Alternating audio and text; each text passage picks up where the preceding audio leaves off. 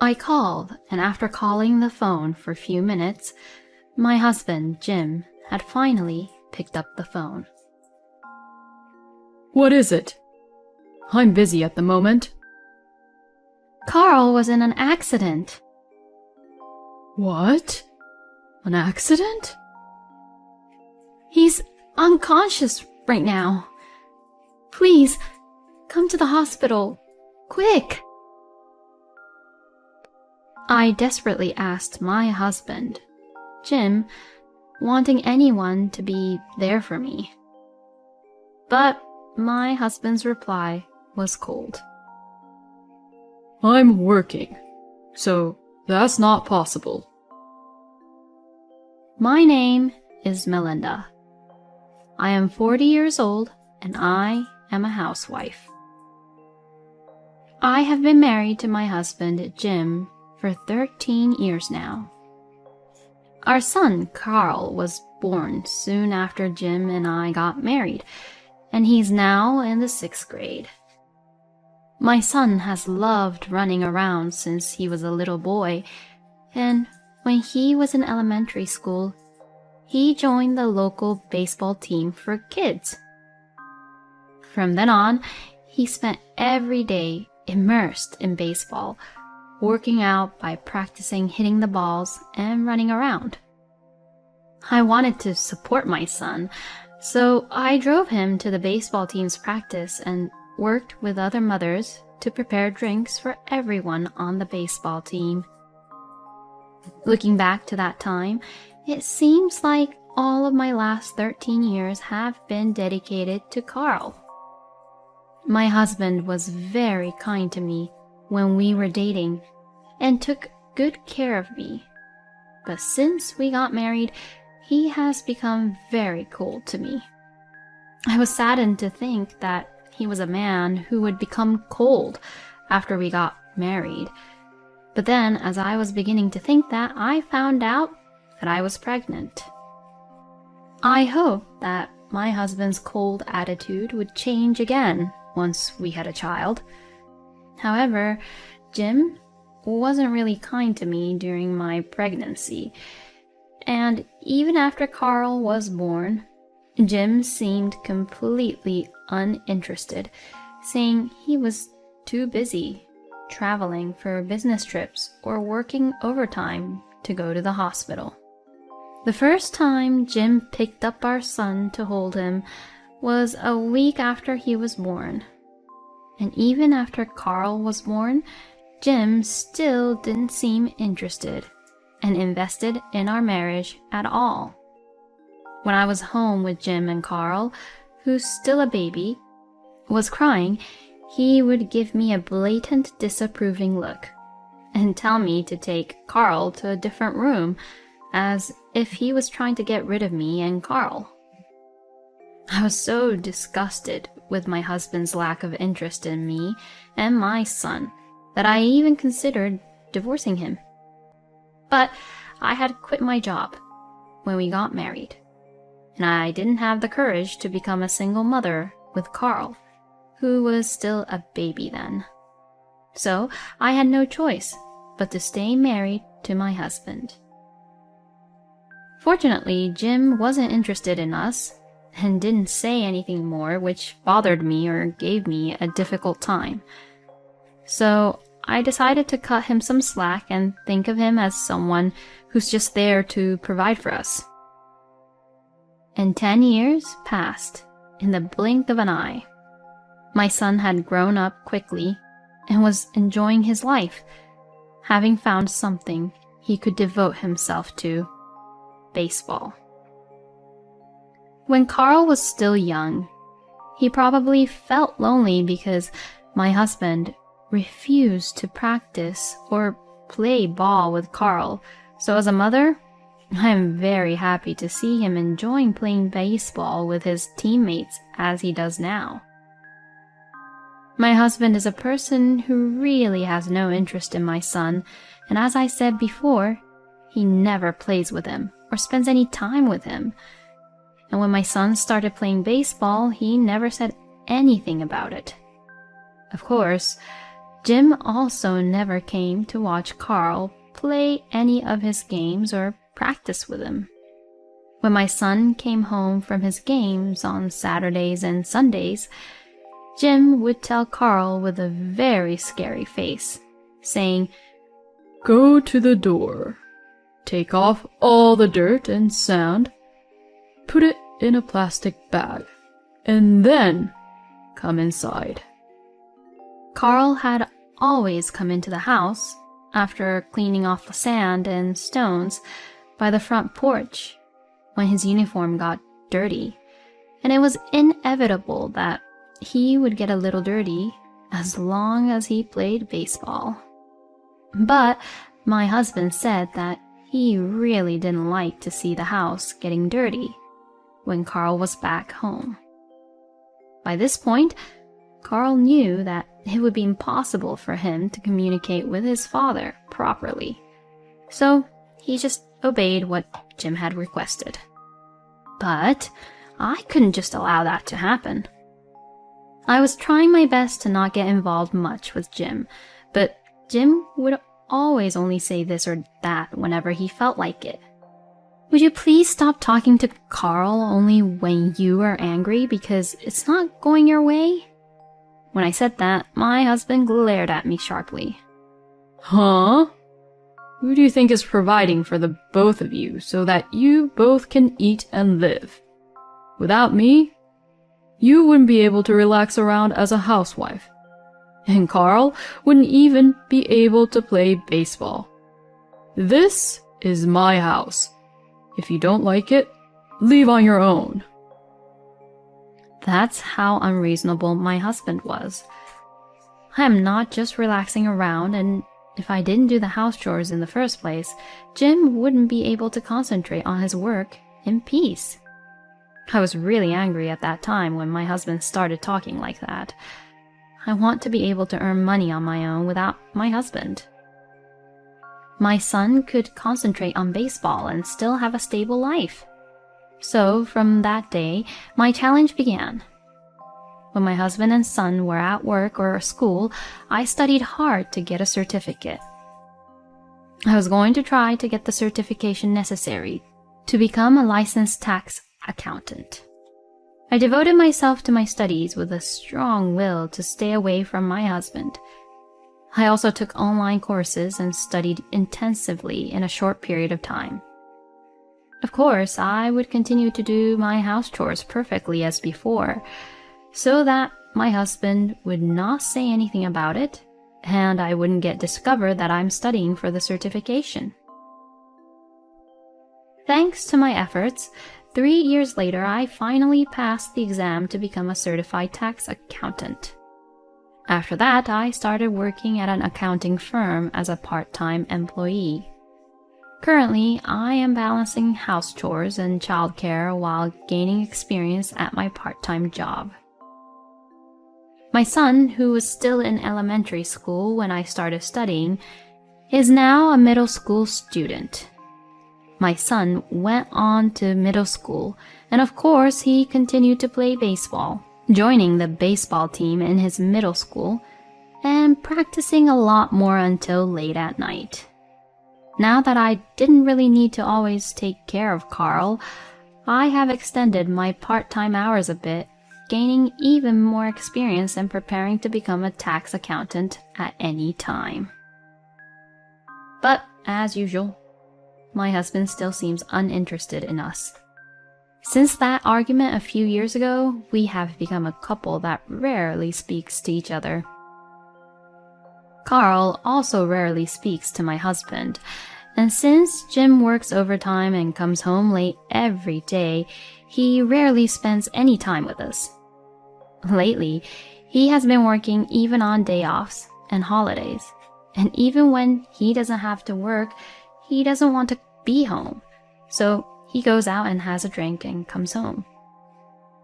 But for me, I am grateful that my husband is not at home. But while we were living like this, something happened that bothered me. It happened one day when my son was out with his friends in town on the weekend. A familiar car was parked there, So Carl looked that way and saw my husband with a coffee he had taken out from a cafe. Carl really didn't expect to see his own father and was about to ignore him and get back to the conversation with his friends when a woman he didn't know came up behind my husband and began to cross her arms to his arm. My son then thought that my husband might be having an affair and told me what he saw when he came back home. I was really happy internally when I heard this story.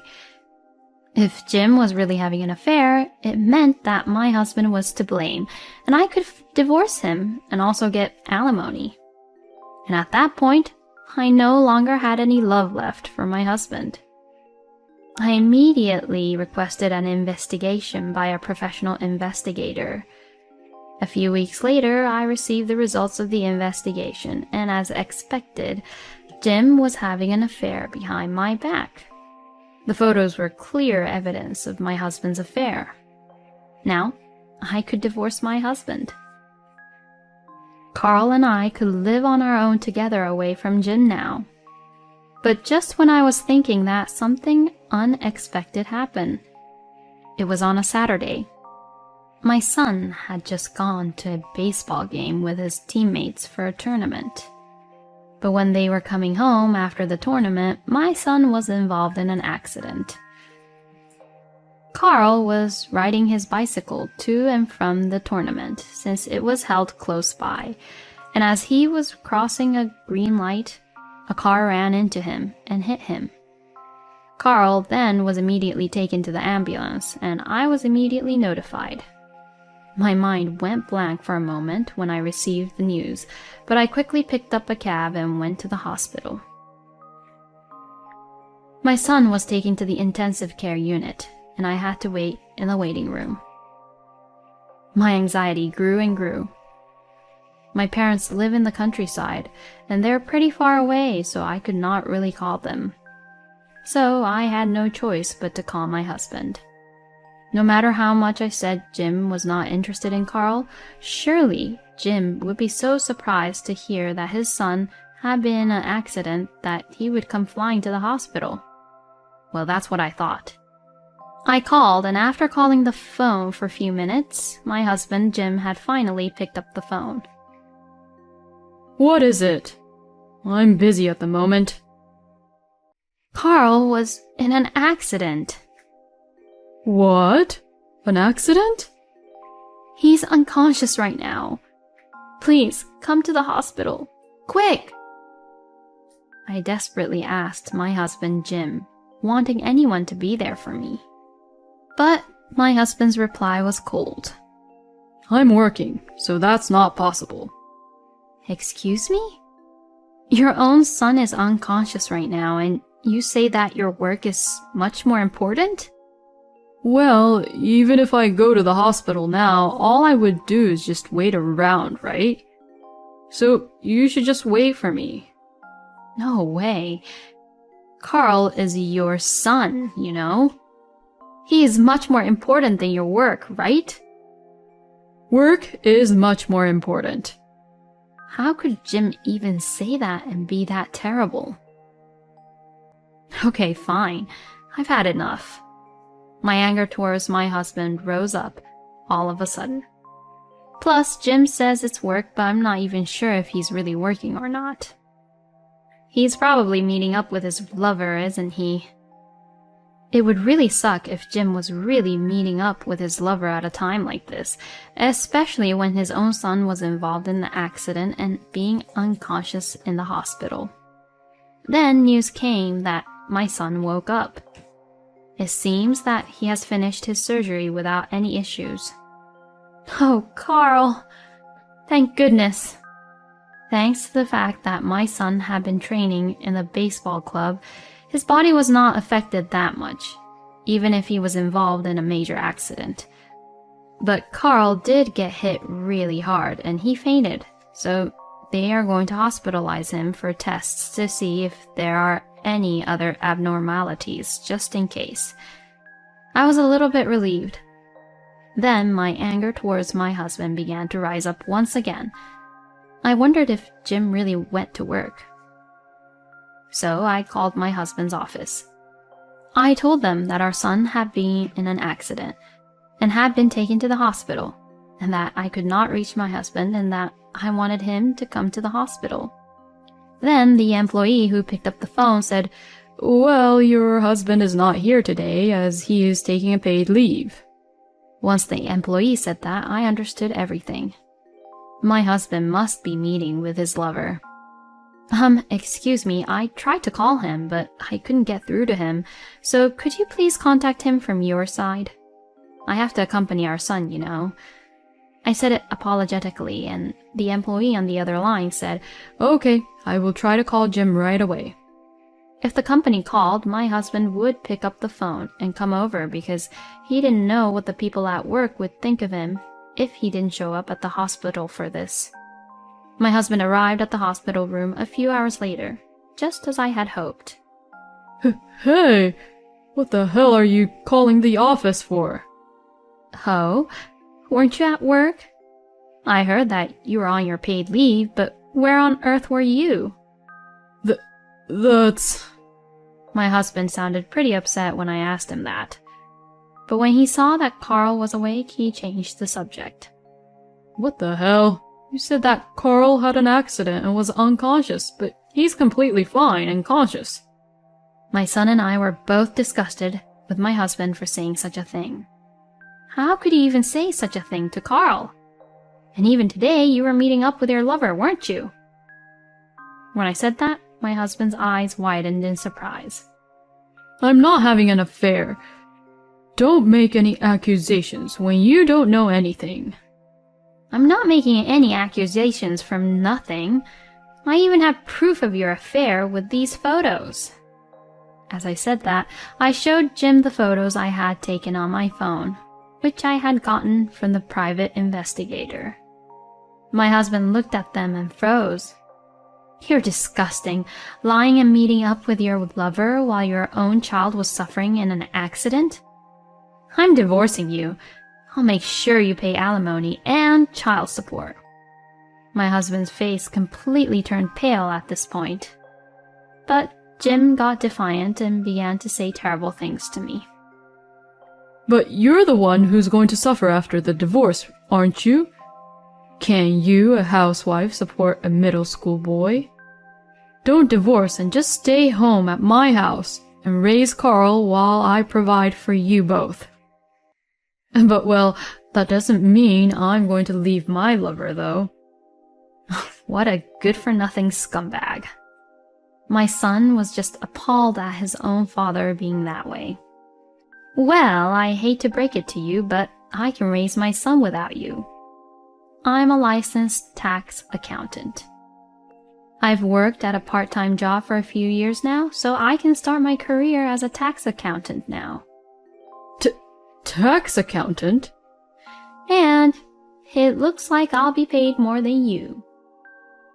My husband was just stunned, speechless. So, I'm leaving you and I'm going to charge you alimony and child support, so be prepared. No way. If you understand, then get the hell out of this hospital room right now. My husband left the hospital room quickly as he looked pale. After that, our divorce was finalized without any issues. My husband and his lover paid me alimony, and my husband also paid me child support. I also told the company on Jim, and people at work found out that my ex-husband had met with his lover even though our son had been in an accident, and my husband is now getting cold shoulders and cold glares from all his colleagues. But Jim has to pay alimony and child support, so he is unable to quit his job, and the stress is getting to him. I mean, he deserves it, and it's a really nice feeling to see him suffer that way. Meanwhile, I have successfully started my career as a tax accountant. I am able to create an environment for my son to continue playing baseball as much as he wants, and we have more money than ever before. I will continue to work hard while watching my wonderful son grow up. It's so terrible of Jim to not even try to worry and visit his own son when he was involved in the accident and was being unconscious, but instead, Jim chose to be with his lover. It is amazing that Melinda actually became a tax accountant after the divorce by studying hard so that she could support her child and become independent from Jim. I hope that from now on, Melinda and Carl will live happily together. Thank you for watching until the end. Please subscribe to our channel. We hope to see you in our next video.